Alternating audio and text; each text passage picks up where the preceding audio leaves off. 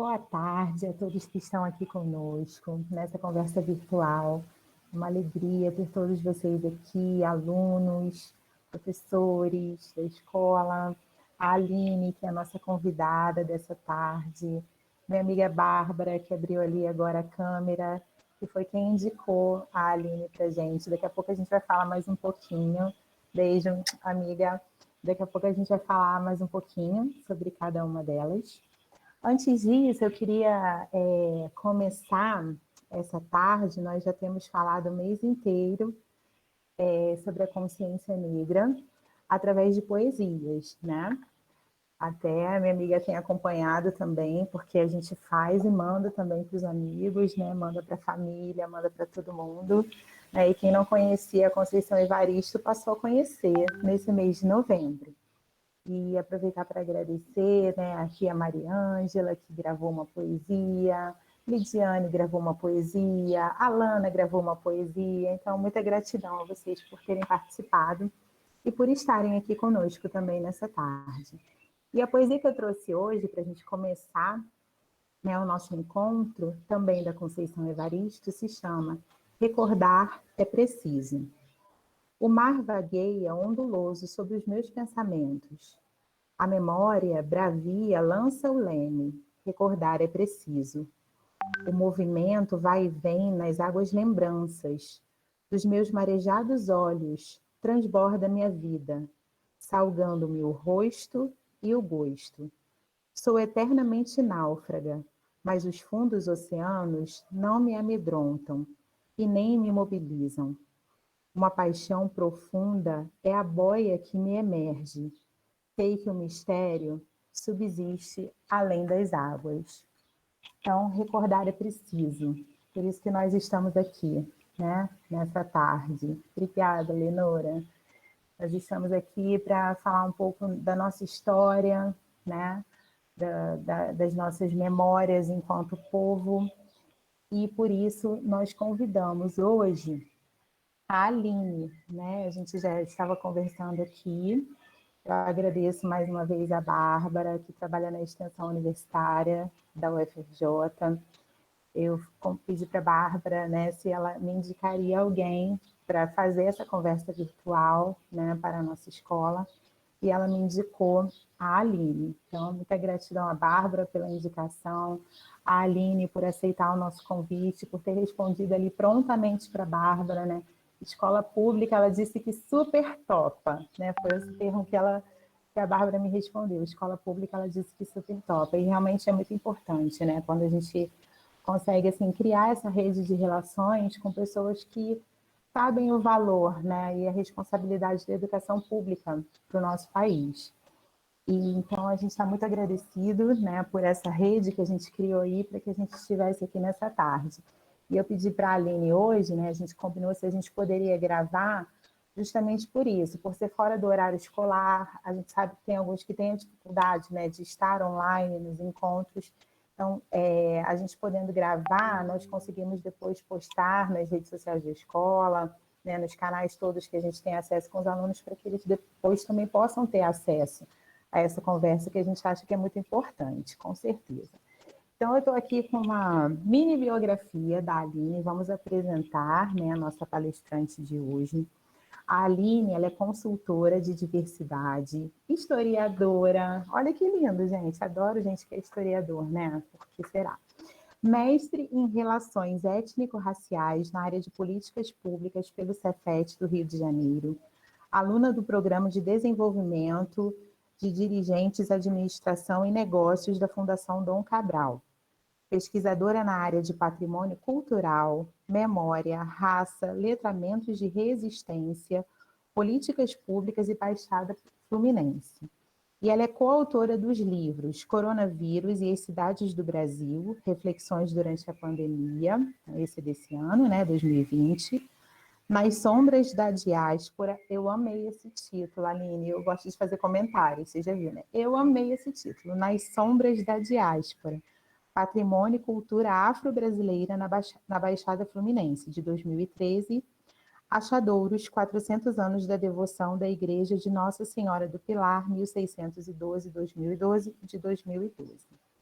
Então, essa é a nossa apresentação, que ela mesma, né, compartilhou conosco, da Aline. Mais uma vez, a gente agradece, Aline, a sua participação aqui. E como a gente divulgou, né, para a escola toda e combinamos também com você, nós chamamos essa conversa virtual de Por que falar sobre a consciência negra. Então, por que isso é importante? Já trouxe um poema aqui dizendo que recordar é preciso, a gente precisa conhecer a nossa história, né, saber como nós nos constituímos enquanto povo. Então, eu passo agora a palavra para você, só avisando que quem quiser fazer pergunta, quiser depois falar alguma coisa, colocar alguma coisa, é só ir se inscrevendo no chat, tá? Que a Priscila vai depois nos ajudando com isso, tá bom? Então, a gente passa a palavra agora para a Aline com essa pergunta. Aline, por que falar sobre consciência negra?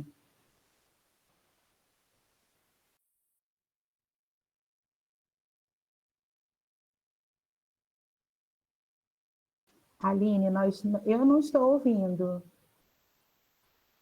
né? A gente não está te ouvindo.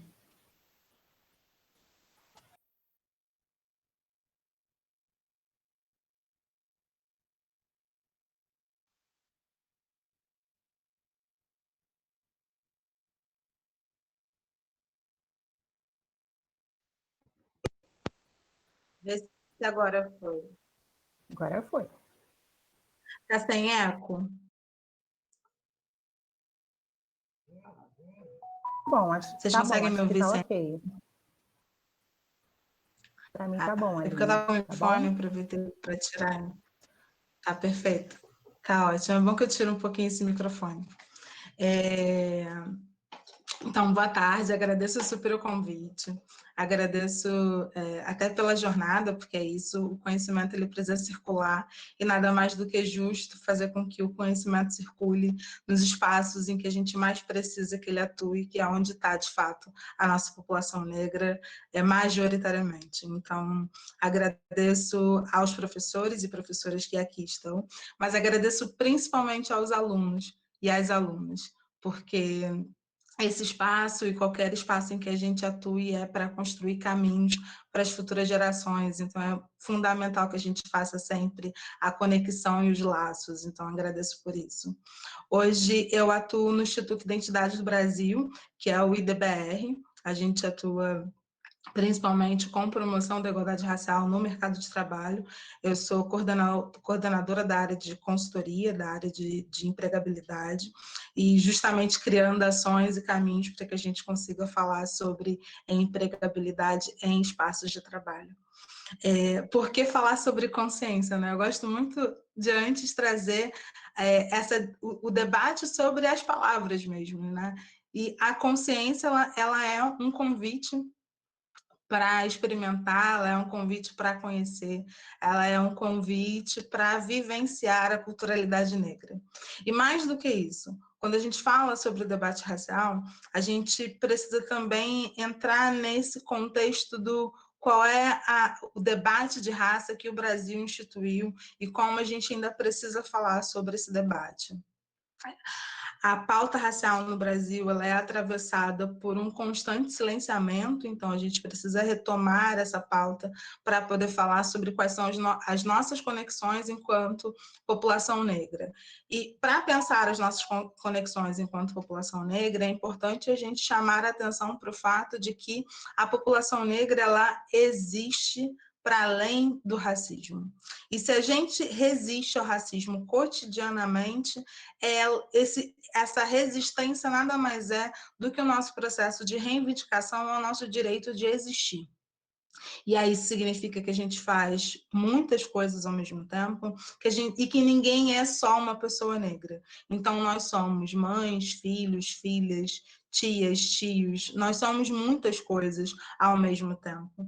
E aí, para falar sobre essas nossas experiências, a gente também precisa levar em consideração o fato de que, mesmo na nossa complexidade do dia, e na nossa correria do dia, a nossa conexão com a história de formação social desse país, ela é uma conexão de luta e não de alguém que, ou não de um grupo que viu as coisas passarem, mas que criou cotidianamente estratégias para resistir, para garantir o direito à vida.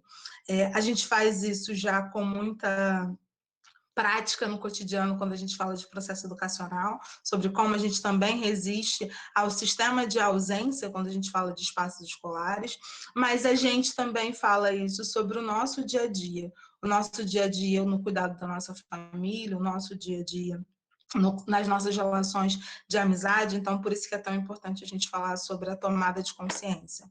O Dia da Consciência Negra, ele tem um debate de aproximação, principalmente com a pauta da morte de Zumbi.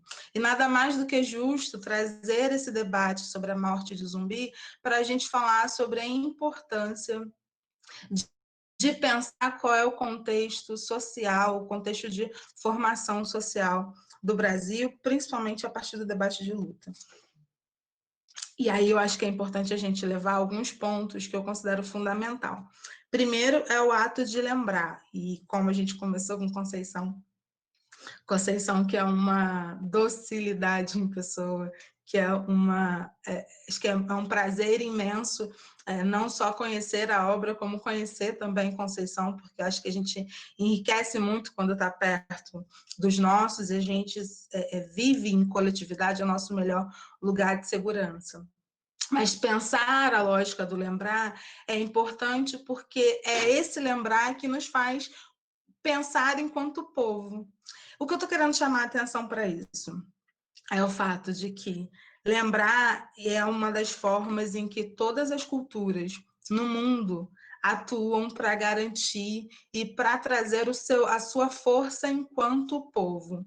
A gente conhece muito da formação das culturas étnicas, né, das formações étnicas dos povos brancos, quando a gente vai falar de povos romanos, povos vikings, os povos anglo-saxões, ou quando a gente vai falar sobre essa diversidade dos povos romanos, e a gente ainda fala muito pouco sobre essa multiplicidade étnica para os povos negros, como é o caso dos povos bantus, os povos iorubás. Então, há necessidade da gente lembrar a configuração das nossas histórias, para que nesse ato de lembrar a gente também tenha um ponto de ressignificar a história, ou ressignificar a historiografia. Nos estudos da memória, os estudos da memória eles surgiram na década pós-guerra, né, no período pós-Segunda Guerra, e ele traz uma dinâmica que é muito importante de ser pensada. Quando os povos judaicos eles trouxeram o debate da memória, foi muito pelo fato de que eles perceberam que existe o que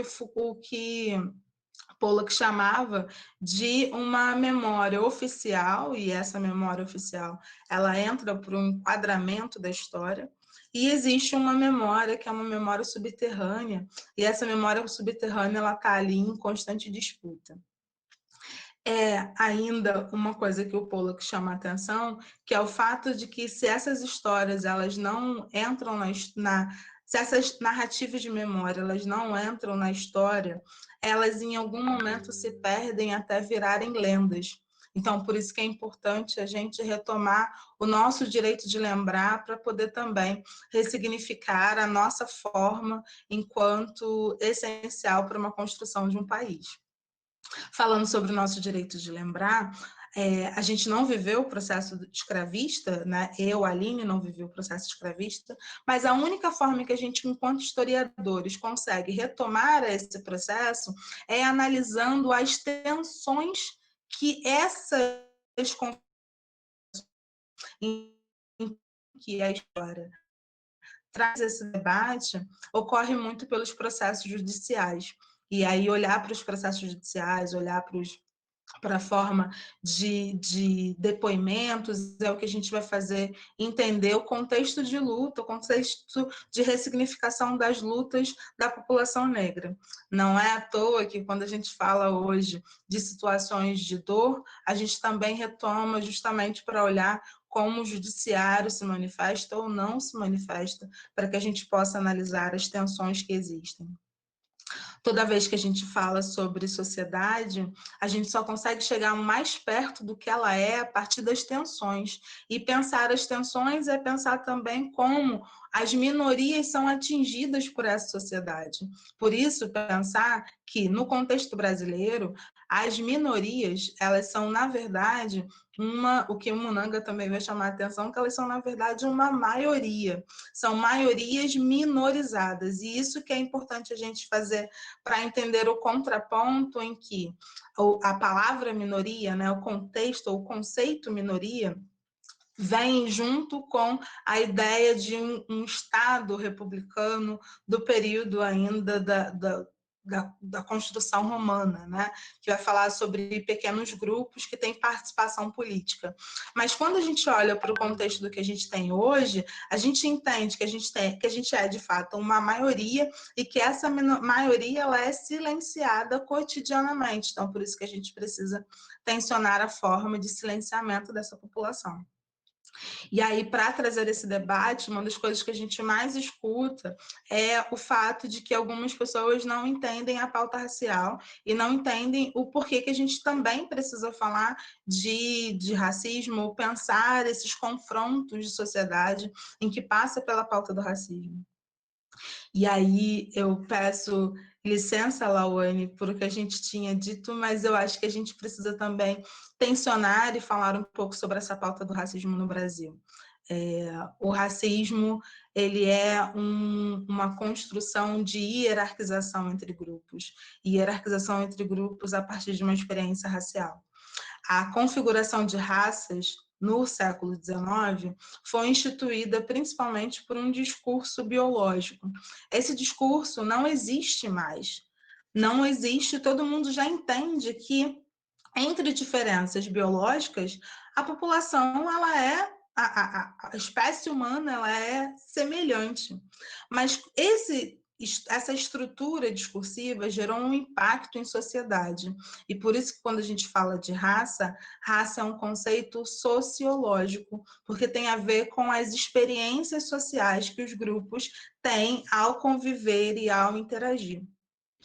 Raça é, então, diferente de etnia. Eu comecei lá atrás falando sobre a configuração étnica dos povos brancos e também falei um pouco de configuração étnica de povos negros.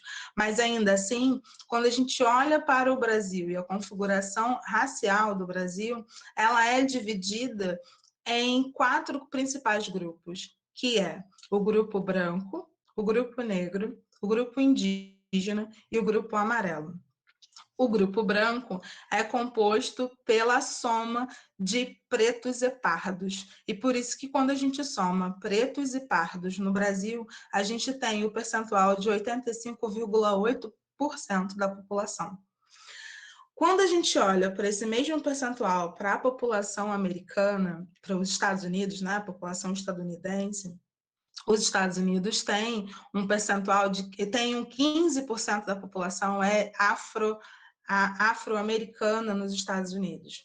A gente tem um problema no debate que é como o racismo ocorre no Brasil e como o racismo ocorre nos Estados Unidos. No Brasil, o racismo ocorre a partir do marcador do que as pessoas chamam de fenótipo, é quem parece negro. Então, quem parece negro é o que vai sofrer o racismo. Então, primeiro as pessoas são vistas. Depois é que as pessoas vão entender se você foi filho ou não filho de uma pessoa negra. Mas no Brasil, o marcador racial é a sua aparência. Diferente dos Estados Unidos, que o debate se institui pelo que eles chamam de gota de sangue. Se você tiver pelo menos uma gota no sangue de uma descendência negra, você é então chamado de afrodescendente. Da mesma forma quando você olha para latinos, da mesma forma quando você olha para o que no Brasil a gente chama de amarelos, mas que nos Estados Unidos ainda tem essa forma de relação como orientais. Então, só para a gente tentar entender que no Brasil, o marcador que vai dividir os grupos é um marcador por aparência. E em países como os Estados Unidos, o marcador que vai definir a diferença entre os grupos é um marcador de origem. Então, de onde é a sua origem? No ano de 2001, o Brasil assinou um documento assumindo publicamente que ele tinha um problema racial a ser combatido. E esse debate ele assume só em 2001, porque antes disso se chamava o que a gente costuma falar sobre o mito da democracia racial, de que no Brasil todos os povos viviam em harmonia.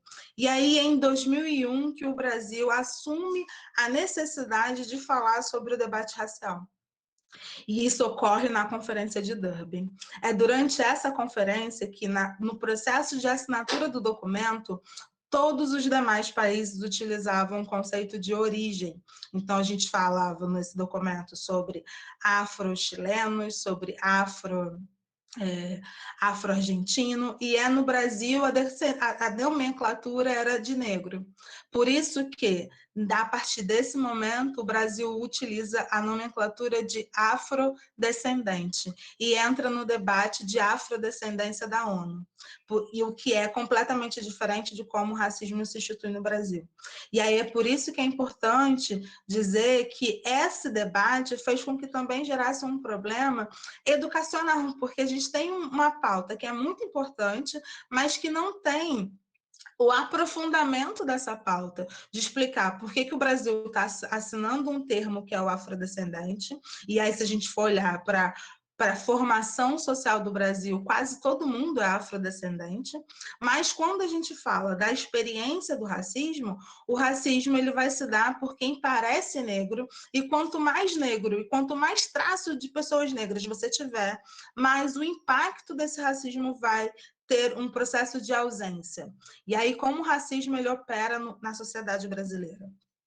O racismo ele opera quando você vai procurar um atendimento médico no SUS e o médico ele mal te toca. Isso é uma forma que o racismo opera, uma forma em que se banaliza a relação do cuidado. O racismo, pensando no caso de saúde, ele opera com o fato de que durante muitos anos, a ciência dizia que mulheres negras aguentavam mais dor e a população negra aguentava mais dor.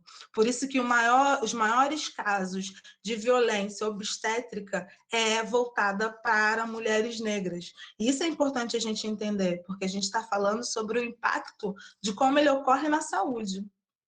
Uma outra forma da gente olhar como o racismo ele ocorre no dia a dia é quando a gente olha para o mercado de trabalho. E aí, quando a gente olha para o mercado de trabalho, a gente vai ver que a população negra hoje, segundo o IBGE, o percentual de desemprego da população negra comparado à população branca é 71% maior.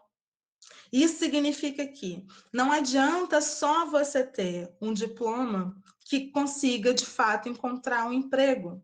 Porque para muitas empresas você não tem o perfil. E qual é o perfil para uma vaga? Nesse caso, muitos do que as pessoas não falam é o fato de ter o perfil de uma pessoa negra. E aí, atuando em empresas, é muito impactante ver que, às vezes, o que uma liderança traz como um perfil para uma contratação de vaga é ser bem nascido, é ter dentes perfeitos. Só para você ter uma noção do que tem, do que a gente vai falar de subjetividade e que no dia a dia isso é silenciado e vai dizer que é porque você não tem um bom currículo, é porque você não sabe falar direito, é porque você é N coisas. Mas quando na verdade o debate é porque há uma configuração não dita sobre como o racismo opera na sociedade. E isso é importante dizer porque a gente tem no nosso dia a dia algumas falas que vão reforçar essa lógica de não confiabilidade para alguns cargos, como é o caso de como é de, por exemplo, você vê... Espera só um momento. Foi? Como é o caso de quando a gente vê, por exemplo, falas do dia a dia que tá. Nego faz isso ou nego faz aquilo. Olha, esse aqui, ó, nego, tá vendo como é que nego faz? E aí faz essa banalização do quanto que eu confio no trabalho de uma pessoa negra. E aí, como é que isso vai dar no dia a dia? Você tem certeza que você viu isso? Você tem certeza que você prestou atenção no que eu falei? Você tem certeza que você entendeu? Que é um demarcador sempre de que essa pessoa negra não entende o que eu preciso dar a ela. Um outro demarcador que acontece muito no espaço de trabalho é quando você tem um cargo de liderança, e aí você tem uma pessoa que está trabalhando muito tempo nessa empresa, trabalha, sei lá, 10 anos como analista, e aí contrata uma pessoa branca, e menos de um ano essa pessoa branca ela consegue ser, como é que eu posso dizer? Ser promovida por um cargo de liderança. E aí, por isso que os meus avós falavam muito de costume de casa vai à praça. E isso é muito real. Porque se você usa debates como dê trabalho, mas não dê dinheiro, mas não dê poder, a gente está configurando e reforçando um debate de que não pode confiar em pessoas negras. Da mesma forma, sobre o fato da gente pensar que para ser um profissional, isso carrega muito na nossa imagem, de que a gente precisa ser excelente. Se vocês conversarem com a maior parte dos CEOs que a gente conversa, os CEOs são os presidentes de grandes empresas. A maioria mal sabe falar inglês. E a gente, enquanto pessoas negras, vive num corre para poder tentar saber de tudo e dominar tudo, porque precisa ter um currículo perfeito. A gente, quando vai ver, uma boa parte mal sabe falar mesmo, mal sabe ter um debate como o que a gente tem no dia a dia. E aí a gente acredita realmente que o que faz com que a gente impeça de conseguir um emprego é as nossas ausências de competência. Quando, na verdade, é o fato de que muitos desses processos de contratação em muitas dessas empresas ocorrem porque você conhece alguém que conhece alguém. Enquanto que, se a gente for olhar para a população negra, na grande maioria das vezes, nós somos os primeiros a ter um ensino superior. E aí, quem vai ser o alguém que a gente conhece? E é exatamente por esses caminhos do alguém que conhece alguém que a gente precisa também debater qual é essa relação de mundos de oportunidade. Quando a gente olha também para essa configuração de mundos de oportunidades, e aí, pensando no mundo de oportunidades, trazendo o debate das cotas raciais, a gente precisa levar em consideração que no Brasil sempre teve reservas de vagas, que é o debate das cotas.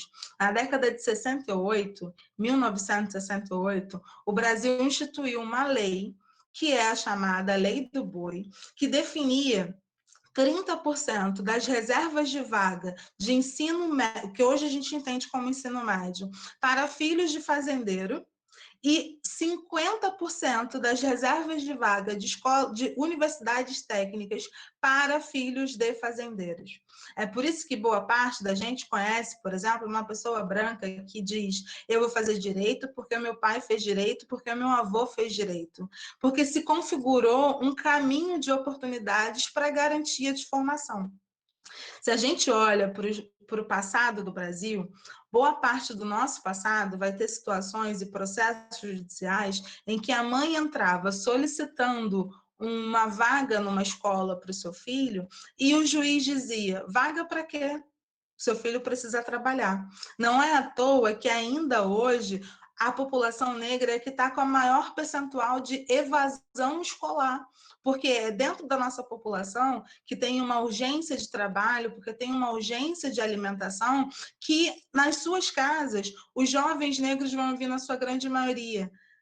Eu não vou criar filho barbado. E a partir de 13, 14 anos, boa parte dos nossos jovens já estão na rua procurando emprego. E aí, procurando emprego que, na sua grande maioria, lesiona o seu processo educacional, o seu processo de aprender, em que no Brasil, ser negro e conseguir uma vaga de emprego perpassa principalmente pela formação. E quando a gente vai olhar com 30, 40, 50 anos, são esses homens, na sua grande maioria homens, que não conseguem um emprego ou que não conseguem um salário mais adequado. Quando a gente olha para o racismo enquanto um sistema que hierarquiza grupos, que cria uma camada vertical entre os grupos, a gente tem que no topo desse grupo estão os homens brancos. Não é à toa que, na grande maioria das vezes, são esses homens brancos que estão no topo do executivo, no topo do judiciário, no topo do legislativo, assim como são esses homens que estão no topo das empresas. E aí, quando a gente vai olhar para os grandes presidentes das empresas, a gente tem logo uma imagem de um velhinho branco, um velhinho de cabeça branca, bem branquinho, no topo da liderança de uma empresa. Porque no topo do poder, e racismo fala sobre poder, no topo do poder estão os homens brancos. Quando a gente olha enquanto sistema, abaixo desses homens brancos a gente tem mulheres brancas. E aí pensar que abaixo dessa estrutura de poder existem mulheres brancas, significa que quando tem uma flexibilidade nessa relação de poder, é possível encontrar no topo dessa relação de gestão mulheres brancas. Abaixo dessas mulheres brancas é que a gente vai encontrar homens brancos. Desculpa, homens negros. E é abaixo desses homens negros que se configura nesse sistema as mulheres negras. Por isso que Angela Davis diz que quando uma mulher negra se movimenta, ela movimenta toda a estrutura, porque ela está na base. E quando ela está na base e se movimenta, ela subverte a lógica, ela subverte a ordem. E ela é o que faz com que toda essa estrutura tenha que minimamente se repensar. Isso quer dizer que eu falei que homens negros, na sua grande maioria, têm um processo de evasão escolar. Mas qual é a relação quando a gente olha para mulheres negras? As mulheres negras, mesmo que avancem no processo de formação, a gente vê que muitas das mulheres negras, elas avançam, a gente precisa levar em consideração que as mulheres negras hoje no Brasil representam a maioria da população brasileira. Corresponde a 28% da população, o que é 60 milhões de mulheres negras. Ainda assim, as mulheres negras, na sua grande maioria, atuam como empreendedoras, formais ou informais, porque são essas mulheres, na sua grande maioria, que não são absorvidas pelo mercado de trabalho, por exemplo. Uma das principais estratégias que a população negra assumiu para garantir a possibilidade de crescer foi a partir do serviço público. E o que a gente mais vai ver é que o processo de ascensão profissional e ascensão também em status, enquanto melhor acesso à formação, melhor acesso a bens materiais, vai ser a partir do serviço público. E é por isso que boa parte da população brasileira vai ter como meta fazer um concurso público, porque para a população mais pobre e que é a majoritariamente uma população negra, a única possibilidade de ascensão se dá pelo serviço público. E é por isso que também é importante a gente tensionar o fato de que é o mesmo funcionalismo público que é constantemente atacado pela configuração do Estado. E aí a gente vai problematizar como é que são essas relações de poder se dar também nessas estruturas. Quando eu trago o debate da população mais pobre, e aí a gente sempre vai dizer, olha, mas existem grupos mais pobres e nesses grupos mais pobres também tem pessoas brancas. Sim, também tem pessoas brancas nos grupos mais pobres, mas entre a população mais pobre, 81% é a população negra. Então, se a gente olha para o processo da desigualdade, também olhando para a estrutura econômica, a gente consegue olhar também para a pauta racial. E por isso é tão importante dizer que, às vezes, nesse debate, entre grupos pobres, a gente vai ver pessoas brancas nesse grupo que conseguem arrumar emprego, enquanto boa parte dessa população negra, nesse grupo mais pobre, não consegue arrumar emprego. Então, ou quando conseguem trabalhar, trabalham num campo de uma informalidade, porque, como já dizia agora esqueci o nome dela, é horrível esquecer o nome de pessoas negras, mas horrível mesmo, eu prefiro esquecer, desculpa, o nome de pessoas brancas que estão no poder, mas eu sinto muito por ter esquecido o nome dela agora, mas até o final eu falo. Que é o fato da carne mais barata do mercado ainda ser a população negra, ainda ser a carne negra. Fala aí de novo, é que não, vocês estão com o microfone desligado. É Elza Seria Soares, Elza muito Soares? obrigada. Isso, muito obrigada, maravilhosamente Elza Soares. Aliás, eu tive com ela ano passado, é um absurdo esquecer o nome da Elza. Enfim, peço desculpa pela história, né, de ter esquecido o nome.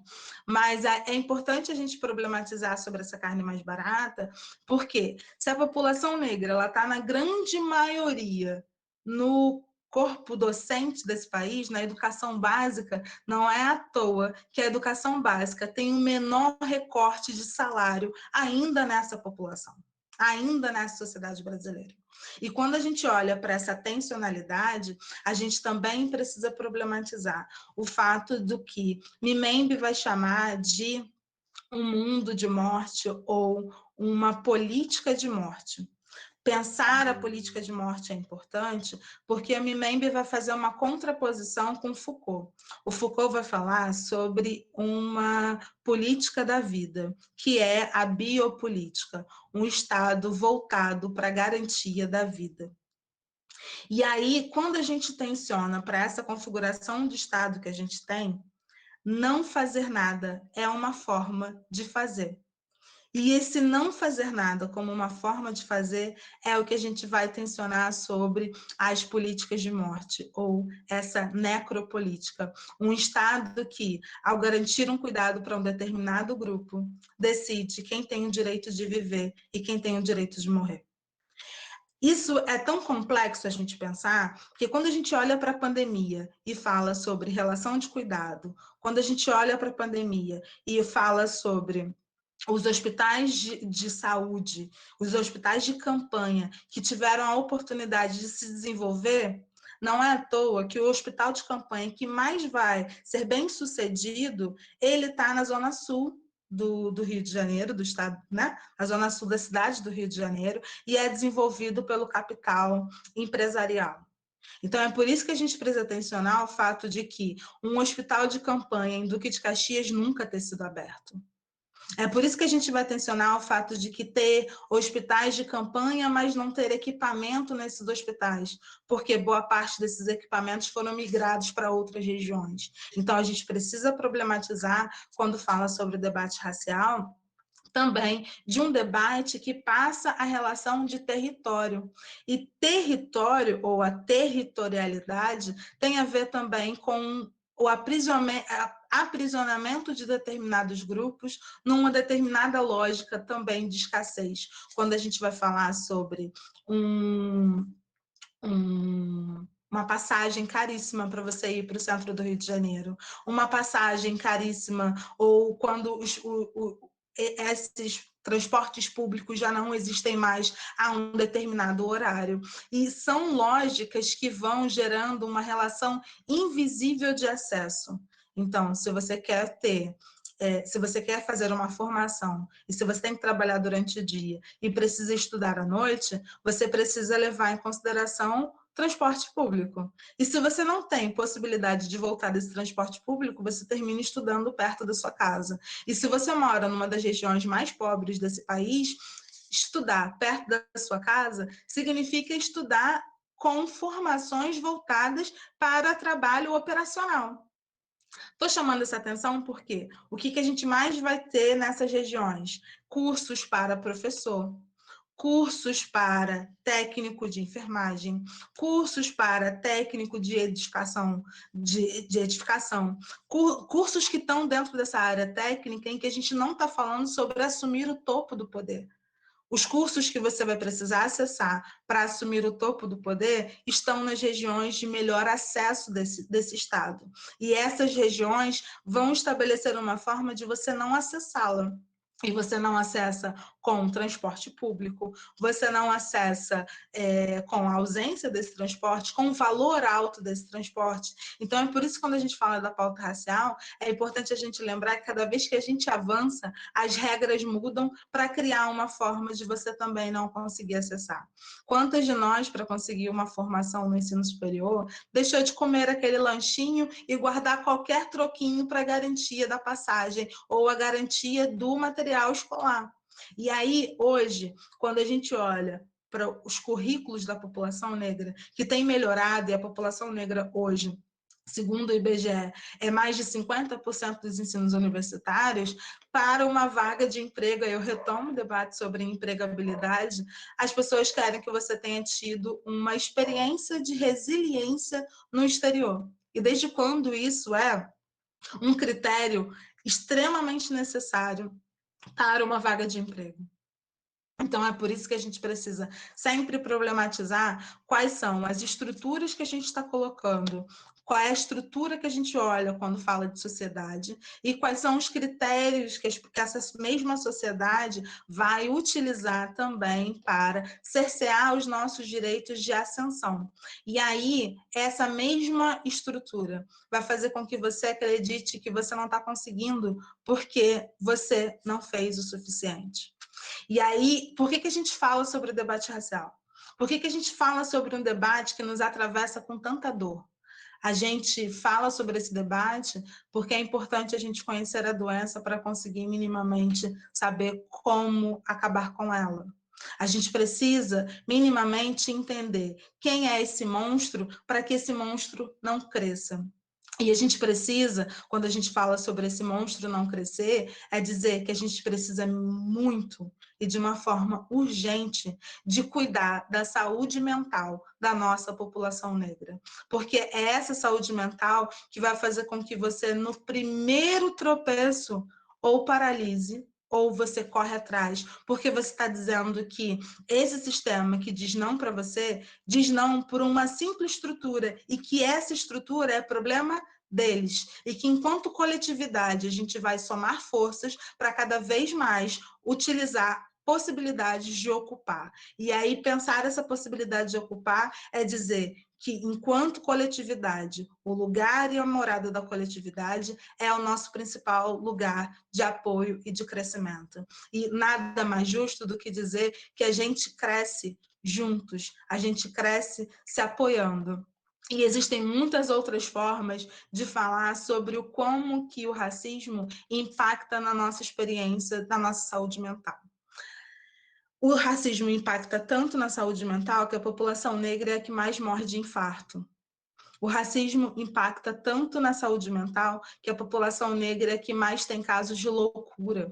O racismo tanto impacta na nossa saúde mental que a população negra é a que mais tem casos de diabetes. Então, é por isso que a gente precisa pensar o quanto que esses efeitos são somatizados nas nossas experiências. E aí, quando a gente vai ter acesso a esse sistema de saúde, foi a minha primeira fala sobre exemplos de como o racismo também opera, no negando a possibilidade de acesso. Então, quando a gente fala sobre debater a pauta racial desde a juventude, é criar instrumentos para fortalecer essa juventude, para não parar no meio do caminho. E não só não parar, a gente tem uma urgência, que é o de se manter vivo. Então, como a gente cria estrutura para que essa nossa sociedade se mantenha viva e para que os nossos jovens se mantenham vivos, porque a gente está abrindo caminhos. E abrir caminhos é dizer que os lugares que eu ocupo hoje só são possíveis porque a gente teve uma ancestralidade que abriu caminhos para que a gente chegasse até aqui. E se essa ancestralidade fez com que a gente chegasse até aqui, a nossa responsabilidade é de cada vez mais impulsionar os nossos para chegar mais longe. Então, se o debate racial ele atravessa com relações invisíveis, muitas das vezes, mas que na verdade é invisível só para quem tem o direito ou o privilégio de não pensar raça, porque enquanto população negra a gente precisa pensar raça o tempo inteiro, a gente precisa então problematizar e criar estruturas para que os nossos cada vez mais possam chegar mais longe. Não sei se eu respondi a sua pergunta sobre o porquê de pensar a consciência negra. mas é um pouquinho do que eu queria trazer hoje para a gente conversar, e acho que esse momento é o momento para a gente também falar sobre as perguntas, né? E conseguir responder, quem sabe. E eu agradeço muito a tarde de hoje. Não só respondeu, como, né, deu uma explicação aqui, uma aula maravilhosa sobre questões que realmente a gente tem que pensar, e pensar assim, que eu acho que muitas pessoas pensam assim, mas eu sou só um aluno, digamos assim, eu sou só uma professora, eu só estou ali. Mas, na verdade, a gente tem que fazer a diferença na nossa rede de atuação, né? Quando você fala assim, a gente até viu a sua entrevista no Bom Dia Rio, a Aline famosona lá, né, no Bom Dia Rio, e você também falou sobre essa coisa que você trouxe hoje, né? Do costume de casa vai à praça, e é realmente isso, né? Assim, é aquela coisa assim, eu não vou fazer uma piada na escola, porque isso é antiético, mas eu também não vou aceitar essa piada dentro da minha casa, né? Eu não vou aceitar que a minha filha venha com alguma questão que ela trouxe da escola e eu achar que isso é normal, né? Porque é aquela coisa assim, você não cometeu racismo, mas você está reproduzindo o racismo. Então, a gente tem que começar a pensar nessas pequenas coisas, né? E aí algumas pessoas falam, porque na nossa infância, as marchas carnavalescas, né, que a gente podia falar do cabelo, que a gente podia falar, né, do aspecto da pessoa, que isso era normal, e agora as pessoas ficam de mimimi, a gente fica ouvindo, né, sobre isso, né, que as pessoas ficam agora reclamando demais, mas a gente sabe aonde que isso acaba, né, o que você está falando aí, todos esses índices, todas essas estatísticas que você trouxe, não só da questão da saúde mental, mas da saúde física de uma forma geral, da questão do acesso ao emprego, da questão do acesso à educação de qualidade, né, principalmente na questão universitária. Então, a gente sabe que a questão da mulher, né, que como você falou aí da Angela Davis, né, que está ali na base, quando ela consegue se mover dessa base, que ela vai mexer toda essa estrutura. Então, assim, a gente trazer esse debate para uma tarde, assim, né? A gente tem poucos alunos aqui, mas depois eles acabam assistindo, e o nosso material de complementação escolar, que é o material com o qual a gente está trabalhando agora né, nesses últimos meses de pandemia, do ano de 2020. Então, esse material, ele também está trazendo esse tema, então são da consciência negra, então são assuntos que a gente tem que enfrentar, né? Não dizer assim, a gente não vai falar sobre isso, a gente vai falar sobre isso porque isso é a nossa história, né? Isso é o que nos constitui enquanto povo, e a gente realmente precisa colocar um limite, que esse limite comece dentro das nossas casas para que isso vá à praça, vá à escola, né? Vá ao poder, vá em todos os lugares para que a gente dê um basta nisso. Não sei se alguém fez alguma pergunta no chat, ou alguma professora, ou algum aluno Por que esteja enquanto, aqui com a gente. perguntas não, só elogios, a Aline. A nossa coordenadora Mariângela disse: olha, valeu muito. Nunca poderia imaginar que a loucura é de grande incidência em nossa raça. Eu disse, né, que a sua aula foi maravilhosa e que você não só respondeu, como respondeu brilhantemente a pergunta. A professora Lidiane disse, muito boa fala, e importante o que falou no final sobre o pensar em comunidade, em ações para contribuir com a quebra da estrutura do racismo, muito bom. A coordenadora Mariângela, novamente, não podemos continuar banalizando condutas racistas. Se alguém quiser colocar alguma pergunta ou algum elogio, pode colocar que eu leio, tá? Mas por enquanto são só elogios, Aline. Muito obrigada. Eu que agradeço. Eu fiquei aqui pensando, a Luane falou sobre as músicas. No final das contas, Lawane, sempre foi um problema as músicas. As músicas sempre foi um problema quando a gente fala sobre a neguinha do cabelo duro. Isso sempre doeu. A única diferença é que nós, enquanto população negra, nós ainda não estávamos nos espaços em que a gente pode repensar essas condutas e essas estruturas. A gente tinha uma maior quantidade de professoras brancas, a gente tinha uma maior quantidade de diretoras brancas. Então, quando a gente começa a acessar esses espaços e começa a se formar mais, é que a gente começa também a problematizar essas experiências. E aí, quando a gente tem um problema, isso eu aprendi muito no mestrado, para mim faz todo sentido. Quando você tem um problema entre a teoria e a prática, o problema vai estar sempre na teoria, porque a prática é o que consegue refletir melhor as vivências. A questão é que o racismo ele impacta tanto no nosso silenciamento, e roubar a nossa voz, ao ponto de que quando a gente falava lá atrás sobre o quanto que essas músicas nos ofendia, as pessoas falavam, que bobeira, é só uma música, mas hoje a gente pode tensionar, problematizar e recortar com outros dados, com outras questões, e essas outras questões é que faz com que a gente também fundamente o quanto que isso é um problema. E aí a gente precisa falar de saúde mental, né? Porque boa parte da população branca vai se privilegiar de falar que tem inteligência emocional. Enquanto é esse mesmo grupo que vai destruir qualquer possibilidade de inteligência emocional da nossa camada. Então, quando a gente olha para um jovem negro que respondeu com agressividade ao fato de ter sido chamado de macaco, a gente está respondendo à agressividade, mas a gente não viu, porque a gente está fazendo muitas coisas enquanto professor, aquele outro jovem que falou no ouvido macaco sem ser alto. Então, é esse momento de falar sem ser alto que a gente está falando sobre adoecer.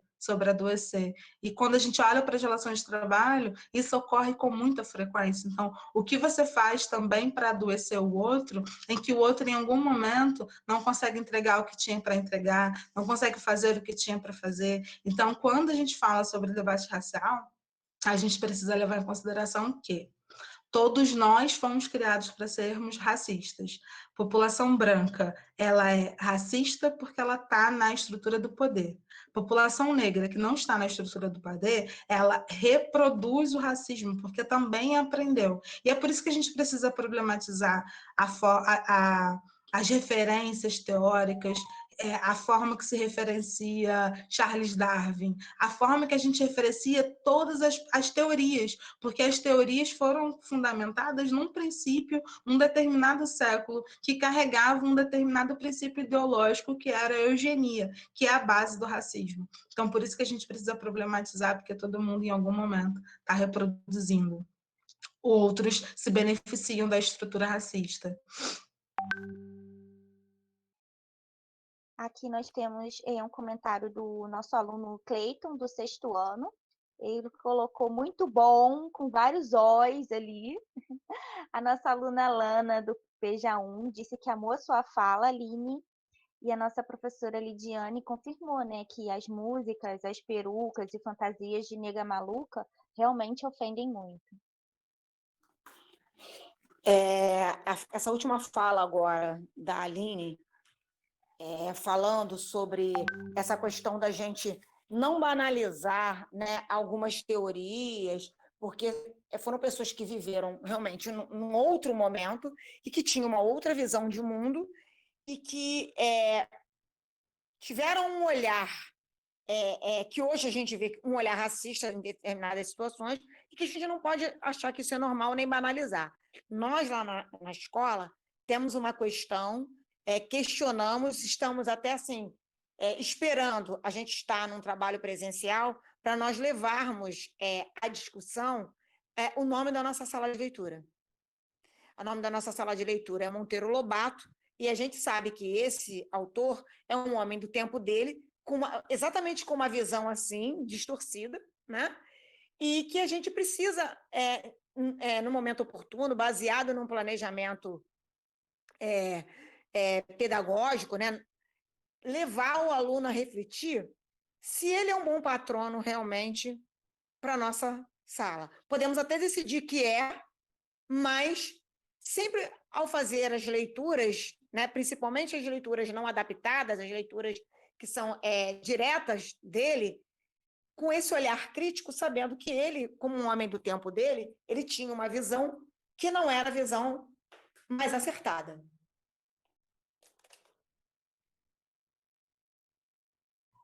É isso. Não sei se vocês conhecem o livro Presidente Negro, e aí quem não conhece, vale a pena ler o Presidente Negro. E aí, e os livros, mas enfim, eu acho que problematizar o que a gente tem, o que a gente transporta pelo tempo é fundamental. Em Caxias tem um grupo que é o Centro de Referência Patrimonial voltado para a área de educação, que eles sempre fazem o estudo da própria escola, né? E aí o quanto que a gente também precisa eternizar os nomes daqueles e daquelas que estruturaram a nossa escola, que passaram pela nossa comunidade escolar, e também que é uma grande forma da gente projetar pelo tempo essas heranças que a gente constrói na coletividade, né? Então, quais são as heranças que são construídas aí e que são fundamentais para a gente transportá-las pelo tempo, porque a gente precisa cada vez mais que as pessoas conheçam. Então, esse também é um caminho fundamental, né? Tá sempre se repensando. É verdade, é verdade. A gente até aqui na escola tem trabalhado bastante isso. A nossa escola é organizada com salas por disciplina, né?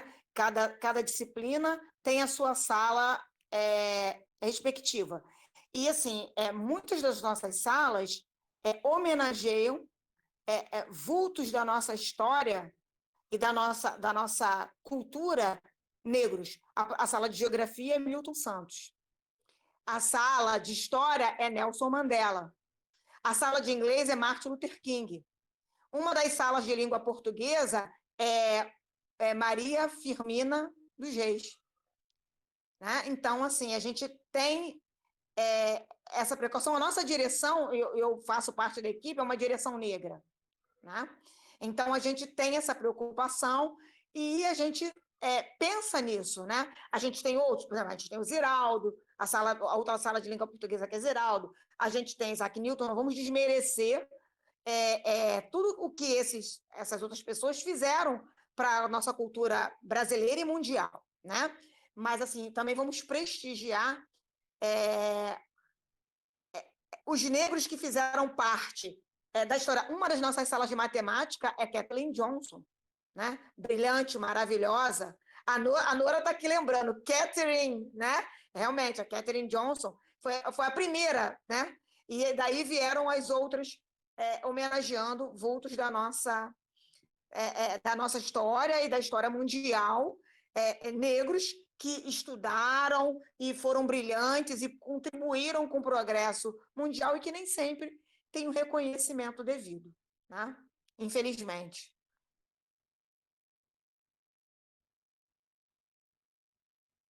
Aqui no chat, a professora Eleonora está te dando parabéns, Aline, brilhante seu discurso. E a nossa aluna Eloá está dando o exemplo de que a madrinha dela, quando era pequena, ela era muito zoada por causa da cor dela. Ou seja, ela tem alguém na família, né, que sentiu ali na pele exatamente essa questão do preconceito.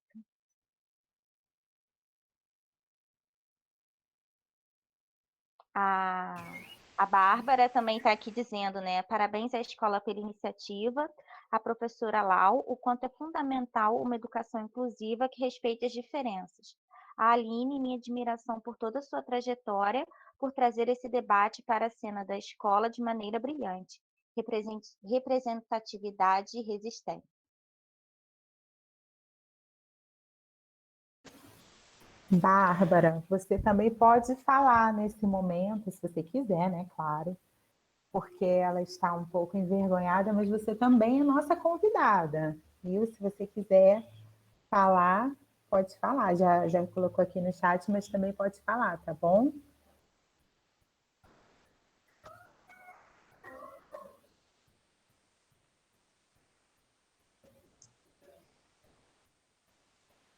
Tá bem, deixei só em minha escrita porque a emoção toma conta nesses momentos que que é muito bacana. A gente acredita muito na potencial da escola, né? Trabalhei durante 2 anos no programa nas escolas, na prefeitura, hoje estou na FRJ, mas fazendo sempre uma interface com a educação, né?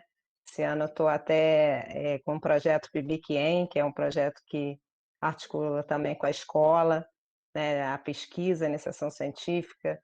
É muito, acho que só a educação muda, né? E aí começando pela educação de base. Então, acho que fiz questão de vir hoje para aprender um pouco, para ouvir, né? Nos colocar como nesse lugar de que muitas vezes estamos nesse caldo que reproduz o racismo, reconhecer isso é o primeiro passo, né? E o quanto que é importante para as crianças reconhecerem, né, nessa fala, né, se reconhecerem com iguais, se reconhecerem também nas diferenças, e assim, eu louvo essas iniciativas que vocês possam fazer em relação a esse tema e muitos, né, a gente vive num cenário que é nadar contra a maré, né, é um cenário difícil, mas que a gente encontra resistência nesses momentos. Então, parabéns.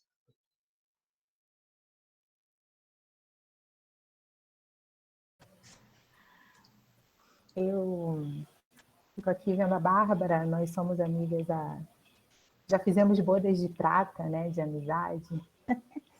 E, assim, é interessante essas questões de pandemia, sabe, Aline? Porque nós temos um grupo, nós nos conhecemos há muito tempo, e nessa semana eu falei, eu vou trabalhar com duas de uma vez só. Então, com uma eu fiz o vídeo, né, do Dia Mundial do Diabetes, que também é a nossa amiga, a Juliane, e com a Bárbara, a gente está tendo a oportunidade aqui, né? Eu não sabia que ela estaria presente, mas é uma alegria, assim, saber que um dia na vida nós trabalhamos juntas, mas poderão vir outros, né? Nossa coordenadora está aqui, Maria Ângela, já fica o convite para quando estivermos assim num tempo de vacina, né, em que pudermos estar presencialmente juntas, quem sabe, né, uma visita à escola da Bárbara, da Aline, com um lanchinho, com os alunos apresentando seus trabalhos. A escola é bonita, eu também sou nova na escola, tem um anfiteatro, assim, num lugar aberto, então é bem, dá para a gente fazer bastante coisa ali interessante, viu, Aline? Então já fica o convite, né, para quando a gente puder ter essa oportunidade presencial, para que a gente tenha. A Maria Ângela colocou aqui, com certeza, né? Então já está lacrado aqui com a direção da escola. E, assim, a Bárbara falou uma coisa, tocou numa questão importante, que é essa questão, assim, do reconhecimento, né? Da gente se reconhecer também como reprodutor, né? De alguma fala racista, de algum comportamento racista. Porque isso está enraizado, né, na nossa sociedade, e é por isso que a gente realmente precisa abrir espaço para esse tipo de diálogo, para que a gente possa não só se reconhecer, mas se transformar, né? Se olhar, poder se perceber e ver aonde que a gente está falhando, aonde que a gente está se omitindo, né? A omissão também é uma questão, né? Aonde a gente se omite, sala de aula né? Foi o que a Aline falou, chega ali, o professor só ouviu o que o outro falou, mas aquilo que foi dito ali, né? Então, a gente está mais atento para essas coisas, né? Porque a gente sabe que realmente a escola é o espaço onde isso tudo pode se reproduzir, mas onde isso tudo também pode ser limitado, cortado, aprendido de uma outra forma. E eu acho que é aí que está o nosso papel, né? Da gente ensinar, da gente dialogar, da gente construir uma nova sociedade mais justa, mais igualitária, e é por isso que assim, eu amo muito minha profissão, a Bárbara sabe, né, que a gente podia assim, ter escolhido ali várias coisas e todo mundo está falando, vai ser professora, porque eu realmente acredito nisso, né, naquilo que a gente pode fazer dentro da sala de aula, assim, muito além dos conteúdos, que na maioria das vezes também são exclusivos, né, não contemplam as questões que precisam ser contempladas. Agora, né, com as leis de você estudar a cultura da África, dos afrodescendentes, a cultura indígena, realmente a gente se abriu mais para isso, mas a própria seleção dos conteúdos é uma seleção exclusiva, né? Excludente. Exclui aquilo que a gente realmente precisa falar, fala de muitas outras coisas que não dizem respeito à nossa identidade, deixa a nossa identidade de lado, né? Então, são questões que realmente a gente precisa estar atento enquanto professor para que a gente possa transformar realmente, né, a sociedade naquilo que a gente acredita. E todo mundo cita, e eu vi que hoje você já falou da Angela Davis, e você citou também lá na sua entrevista, né, que a gente viu na televisão, que quando a gente está falando de uma sociedade racista, que não basta a gente não ser racista. Eu não sou racista, mas eu também não estou me incomodando, né? A gente realmente tem que assumir uma postura antirracista. Né? É diferente você não ser racista e você ser antirracista, é diferente. Então, essa postura que a gente precisa assumir, né? Enquanto cidadão, enquanto professor, enquanto aluno, né? Enquanto gente que quer ter o seu espaço e saber que o outro também tem o direito, né? De ter o seu espaço de vivências. Isso é agente de transformação, né? Exatamente. É isso. Hoje, muito obrigada, Bárbara, por fazer essa construção desse laço, assim. Conheci a Bárbara numa atividade que a gente fez na UFRJ e foi também um lindo momento de aprender, né? A gente atuando com escolas públicas de vários municípios, então isso é uma enorme atuação de aprendizado mesmo. Hoje, atuando no IDBR, a gente atua com várias empresas, né, de vários ramos diferentes, como empresas de moda, empresas da área bancária, empresas da área da indústria, da área marítima, área de direito. Então, a gente atua com várias empresas, pensando e promovendo a igualdade racial, pensando estruturas e ações afirmativas também nessas empresas. Então, é importante que a gente consiga fazer com que esses alunos que aqui estão, em algum momento, tenham trajetórias de sucesso em outros lugares, e aí trazer essas empresas para se repensarem, né? Se repensar enquanto estrutura e aí pensar a gente de transformação no todo, porque no final das contas a gente precisa somar forças o tempo inteiro. E é isso, esse somar forças é criar caminhos. A Erlane ia falar alguma coisa, ela desligou o microfone, ligou de novo, ou melhor, ela ligou e depois desligou, não sei se ela ainda vai falar alguma coisa. Mas eu sei que a gente está caminhando para o final, a gente está quase 2 horas, né? Não, 1 hora e alguma coisa, enfim. A gente está caminhando para o final. Professora, olha só, continua, porque eu estou gostando do papo. Pode continuar. Mas eu queria te ouvir, eu vi que você desligou o microfone. Sim, eu desliguei sim, mas até eu estive conversando com a professora Lawane, né, essa semana, e em termos de racismo, né, eu já sofri alguns racismo, né, mas só que assim, eu sou uma pessoa que sou muito explosiva, eu sou explosiva em termos de boca. Eu me irrito, eu falo logo tudo. Então, até contei para ela uma passagem que teve uma vez dentro do ônibus, uma mulher branca tocou em mim, e depois ela mesmo foi passar um cuspezinho para limpar, né? O cara estranhou aquela atitude dela, e aí ela reclamou porque ia ficar manchada. Eu peguei e reagi da mesma maneira que ela. E o rapaz falou, pô, como assim? Eu falei, não, porque olha só, a minha mancha na pele dela é um sinal, porque ela é uma mulher branca. Agora, a mancha dela na minha pele é uma micose, porque a micose na pele da mulher negra, qualquer negro, é branca. Então, ia ficar muito feia aquela mancha branca na minha pele ali, seria uma micose. Mas o que mais me irrita mesmo, de verdade, não é isso aí eu tiro como uma coisa de miúda, mas é você entrar dentro de um supermercado, você entrar dentro do shopping, como já aconteceu várias vezes, eu com a minha filha pequena na época, o segurança da loja Mesbla está atrás de mim o tempo inteiro, sabe? Como se eu fosse pegar alguma coisa que minha mãe não me ensinou isso. Não é seu, você não traga para casa, deixa onde você viu, deixa lá. Então, quer dizer, justamente nesse dia, o cara andou tanto atrás de mim, que ele esqueceu de uma mulher branca. E ela tá aqueles batonzinhos pequenininhos que tinha de amostra antigamente nas lojas, a mulher estava carregando aquilo, calcinha, sutiã, mas ele estava preocupado comigo, porque eu era uma negra. Eu já podia de entrar no banco assim, eu grávida da minha filha, o segurança fechar a porta na hora. Eu bater com a minha barriga lá na porta. Eu já passei por tantas, só que eu respondo, eu não consigo ficar calado, infelizmente. Mas é só essas coisinhas miudinhas assim, mas que às vezes machuca, sabe? Eu venho para casa, eu fico remoendo aquilo, não adianta. Eu fico remoendo, remoendo. Realmente, como você falou, a saúde mental da pessoa fica abalada. Eu nunca ouvi assim, porque você é uma macaca, porque você é isso. Não. É o tal de encostar, ou então o outro preto está atrás da gente. Entendeu? Isso é uma coisa que, pelo amor. E me irrita porque é uma pessoa da mesma cor que eu. E está ali me seguindo, está ali me seguindo. Gente, como a semana passada, né? Que aconteceu lá, eu acho que foi no sul, os policiais baterem no cara lá, o cara era negro. Cara, pelo amor de Deus, a gente tem que acabar com essa coisa, esse negócio.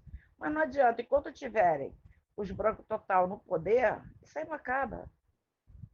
Sabe? Mas deveria acabar. Eu procuro fazer a minha parte. Eu já fui meio enjoadinha assim. Eu selecionava assim, não vou dizer que não é mais nova, eu selecionava. Eu vi um preto perto de mim, eu já estava tum sambando. Mas o pai da minha filha é um negro. Então, quer dizer, não adiantou. Eu corri tanto que acabei chegando em cima de um negro. Mas aí são coisas miudinhas.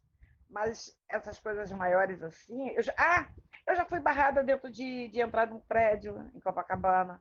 Do próprio porteiro ser negro, pedir para mim entrar pela parte do elevador de empregada, porque eu não podia subir pelo social. Então, eu tenho muita coisa, mas isso aí já foi do passado, agora não acontece mais não, porque quando vem falar alguma coisa, eu já mando logo a letra, logo aí eles param. Mas vamos continuar com a sua conversa que eu estou gostando, professora. Obrigada, Erlane. Obrigada por trazer seu depoimento. Muito obrigada mesmo. Nada. A Aline, a Erlane, a nossa aluna do PEJA. Ela é aluna da professora Lidiane. E realmente, assim, a gente fica bem grata a Erlane, porque a Erlane participa de tudo, né?